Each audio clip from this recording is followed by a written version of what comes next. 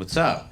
Hi. This is Ty, man. I'm actually I'm visiting. This is the first time I really got to hang out in Cali, and I love it. The weed is amazing. You guys did to weed what white people did to hip hop. You gentrified it and you got rich off of it, and I love it. I'm really liking it. Weed is so like legit here. Like it's like officially legit. Like I bought it and the package even had a warning label on it. It says use with extreme caution. I was like, dude, I'm from a state where people still go to jail for weed. Trust me, I've been using with extreme caution. I came here to not use caution. It's cool, man. I'm really enjoying it. My buddy was telling me though, he's like, yeah, a lot of people still don't buy from dispensaries. They rather go to a dealer because dispensaries tax so much. So there's actually been an increase in drug dealers' profits, you know, which proves like the only thing us Americans hate more than drug dealers is paying taxes. At least we know where the dollar's going, right? Mexico. Nah. But it's cool, man. Texas has not legalized weed.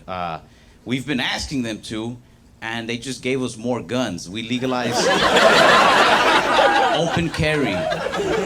We were like, we just want to carry weed. They're like, how about carry a bazooka? I was like, I don't want to. It's like, no license needed. We don't need a license. We just carry guns out in the open. But I like California style better. You guys were like, let's make it easier for people to smoke weed. And Texas was like, nah, let's make it easier for people to smoke other people.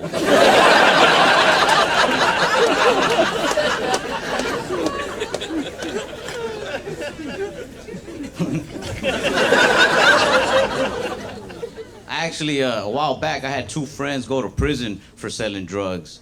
And don't worry, the story gets better. Not for them, they're in prison, but for me, I got material out of it. I like it. When drug dealers call you from prison, they always ask the same question. They're always like, who would have thought I'd go from driving the Benz to sleeping in a cell? Everybody.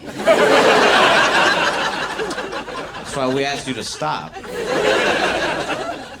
They asked me not to talk about this stuff on stage, but the way I see it, for the next 5 to 7, I can say what I want. When they were dealing like small-time drugs like weed and stuff, we didn't really care. But when they started moving to heavier things, we sat down, one of our friends, and we had like a real serious talk. Like, hey man, don't go down this route, because nobody wants to see you get, locked up or killed. And then he started taking us out to eat to really nice restaurants. And we were all just like, heroin's not that bad.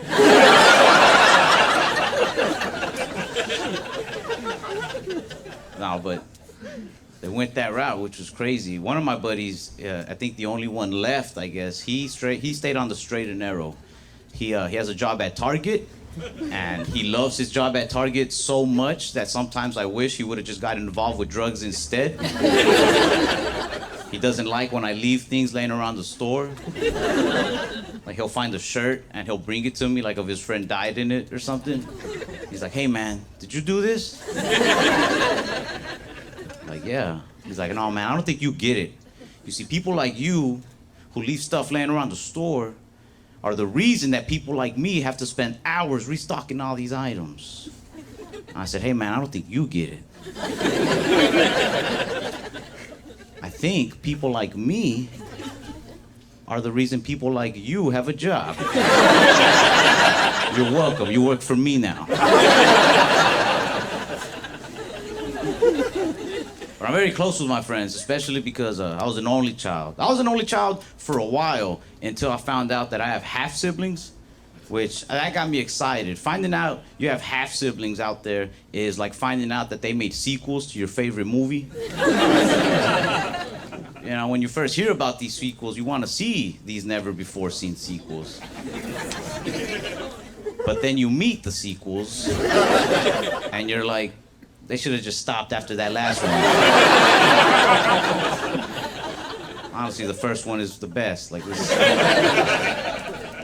But I was an only child for a long time, which I feel made me into a social weirdo. Like I don't really like going out. My friends will force me to go out to like bars and parties. And on the way to a party, they always say the same thing. They always be like, "You excited? Come on, get excited." Never once has it worked on me. Like, never once have I been like, "All right, here I go." I don't like when they say that. Come on, get excited. That's like handing somebody a drink and being like, "Come on, drink it." Like, dude, the more you force this, the less I want to party with you. But I'll go to parties, but I'm trying so hard to like be social, but I think people know I'm forcing it. I feel like I'm an undercover cop at parties. Cause I just walk around talking to myself, be like, "Play it cool, Ralph. They think you're one of them." And then somebody will walk up and be like, "Hey, you know where the restroom's at?" And I'll be like, I didn't want to be here. Walk to my car like, you blew it. I'm not very big on the whole social media thing either. People don't do strange things on there often, but sometimes they get a little too social, and I'm like, I'm out. Like I pull the plug on Instagram, and it'll be normal stuff. It'll just get a little too weird to me. Like this guy messaged me. He was like, "Hey man, I saw you posted a picture eating pizza, and I wanted to ask you, where'd you get that pizza at?" And I didn't say anything right away, so he sent a follow-up message. He was like, "Hey man, I hope you're not planning on ignoring me." I was like, I wasn't, but now that you said the creepiest message ever, I'm deleting my Instagram. Sometimes people just get straight weird. Like one guy sent me a message on Instagram and I never opened it. So then he sent me the exact same message again on Facebook. That's like if you hit on a girl, she rejected you, and then you went home and changed your shirt and hit on her again. Now you're just weird in two different colors. I see a lot of girls post their Cash App on Instagram. Yeah, they won't even post naked. They'll just post their Cash App like, "Hey, in case anybody wants to send money."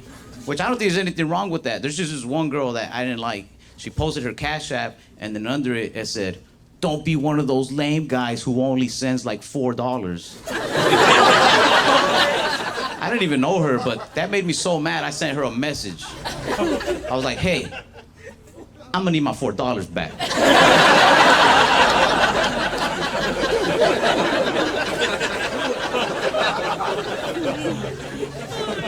One of my friends made $800 in one day through Instagram. Yeah, she doesn't post naked or anything. So I'm proud of her for making that money, but I don't know why I'm proud exactly. She says one guy sends her $400 anytime she has an hour to kill just to talk to him about his troubles.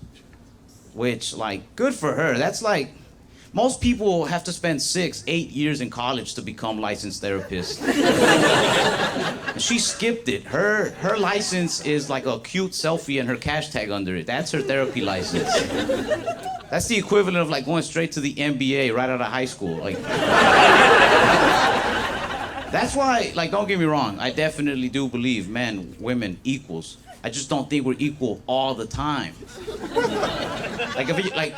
If I had to bet money on a dunking contest, well, I'm sorry, I'm gonna put my money on men.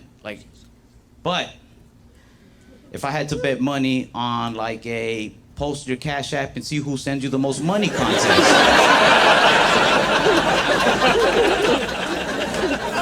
I've already given the women my last $4. Hey, I'm Ralph Barbosa. Thank you guys so much.